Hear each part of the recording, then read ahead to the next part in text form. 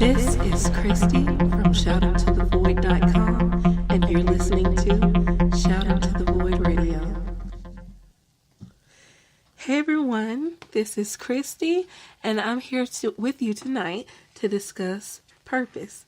I'm sure that all of your life you've heard about purpose or calling. So that's the reason that we're here. It's the one job or the one drive or the one career that we will have that is really sums up why we even incarnated on earth. So I find that I've been doing some research and I've been seeking my own purpose, and I find that everything that you need exists inside of your purpose. Your friendships, your soulmate, your livelihood, the place that you will live, all can be found inside of your purpose. And because purpose or calling is such an important thing, there are thousands of books, there are gurus, there are spiritual people, there's all kind of resources to help you identify what your purpose in life is. But I find that there are individuals who live their entire life and never know why they are here on earth. And I feel like that's such a sad thing, but such an understandable thing. So I think that as someone who spent 10 years, literally 10 years, trying to identify what my purpose is, I have some authority on the subject, and I want to come here tonight with 5 steps on how to identify your purpose. So 2 things before I start. Know that your childhood is very important to identifying your purpose. As children, we're still kind of stepping out of the spiritual world, so we're a little bit more sensitive about why we're here or who we are, and we know on a subconscious level why we're here as children. So know that childhood is very important to your purpose. And then number 2, I'll just use examples of myself, not for meism. I'm sure my life isn't all that interesting to you. I'm just using myself as an example because I want you to think back on your life. So the first step to identifying your purpose is you play like you practice. This is a phrase that is commonly used in sports. It's saying that athletes should play or practice well so that when they actually play, they will play well. And I've heard this often repeated, but once I heard someone say this about your childhood. As a child, we actually play games or we practice like we will play in life. So however you played as a child, the games that you did or came up with as a child through your imagination has a lot to do with your purpose. So for example, when I was a little girl, I pretend as though I had a shampoo company. I was the CEO of this company, and I would write letters to pretend stores, bragging about my shampoo and trying to sway them into selling my product inside their stores. And this is something that isn't exclusive to me. I've heard of pastors saying that as children, they pretend that they were ministers and they preach sermons in their backyard or preach to their stuffed animals. And I've heard people who are doctors express that their favorite game to play as children was doctor. So just take that into consideration. The second step to identifying your purpose is you are attracted to things inside of your purpose. So again, childhood is one of those important things. So think back to some of the things that you may have been attracted to in your childhood or even in your young adulthood. Like I said, writing is my calling. And so I've been attracted to notebooks for years, especially when I became a teenager and I started working and had money of my own to blow.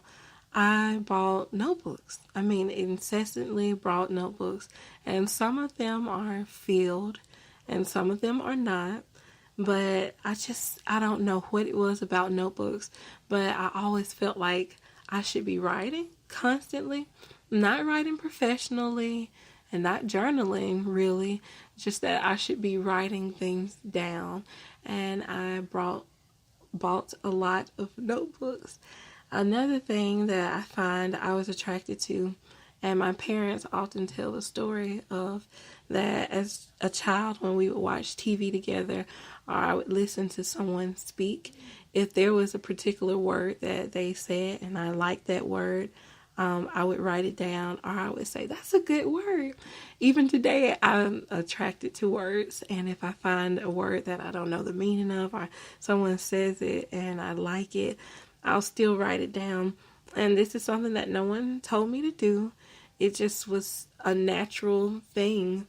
And I'm sure that it was weird for a 5-year-old to say, oh, that's a good word.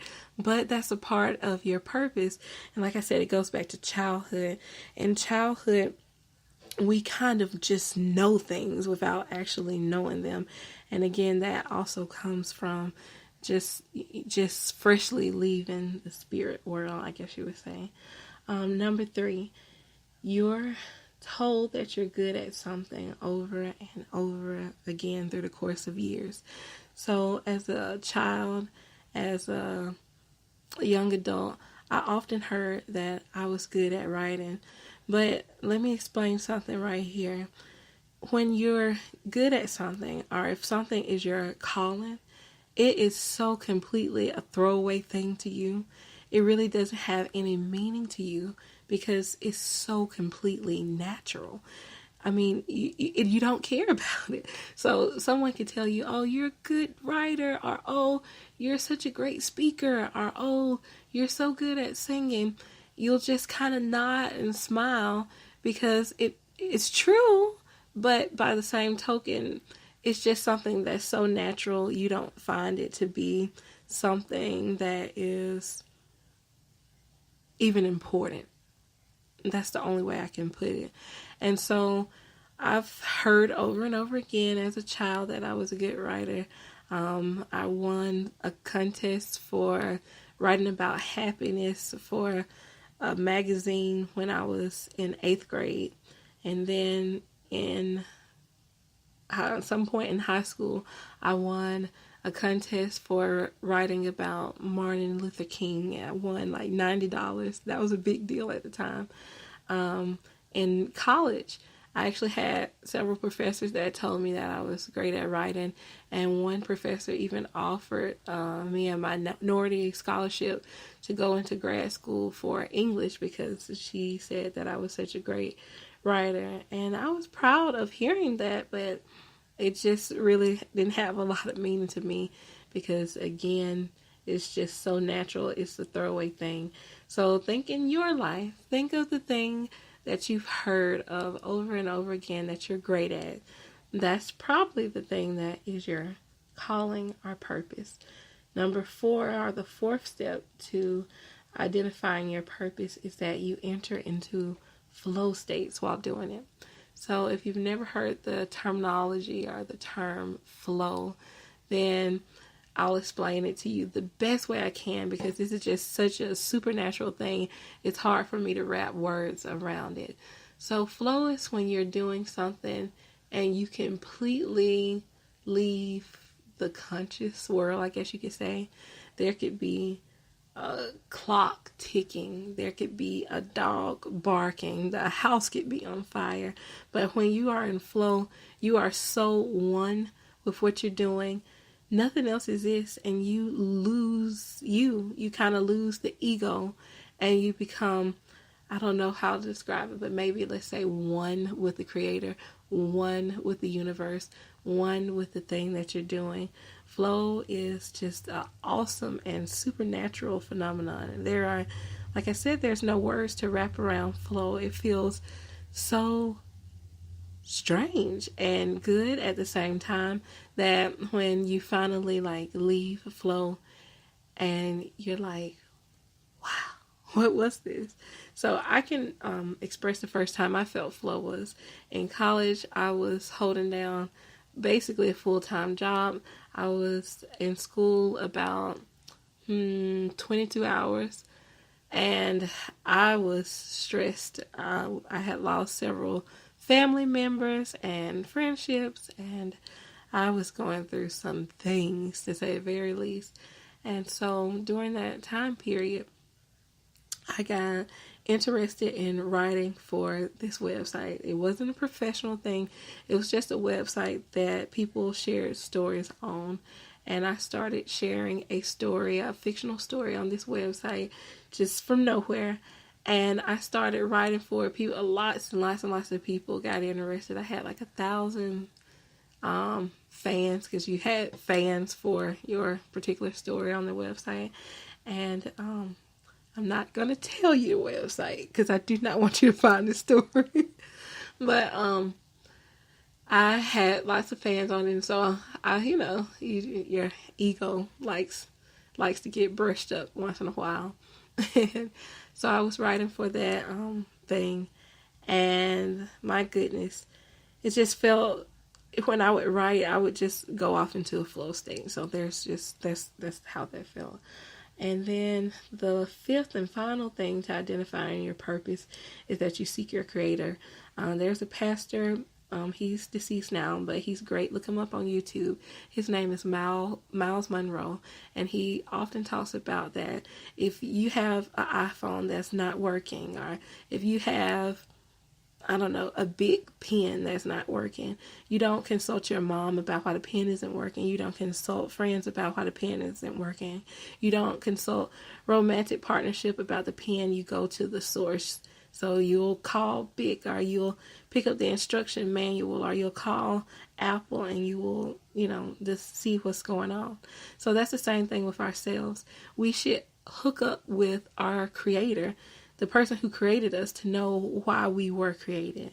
And once you seek out your creator and you find that this is something, or all the things that you've been experiencing is something that is meaningful, then you will know that you have found your purpose.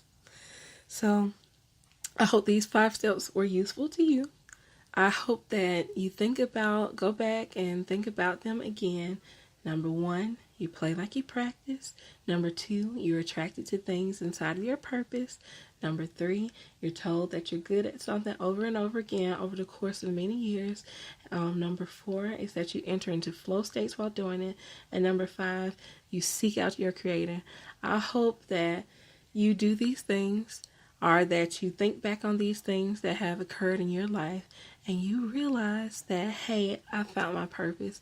And whatever it is, I hope that you go out and get it. It is the reason why you are here. It's the reason why God placed you on this earth. So thank you for listening.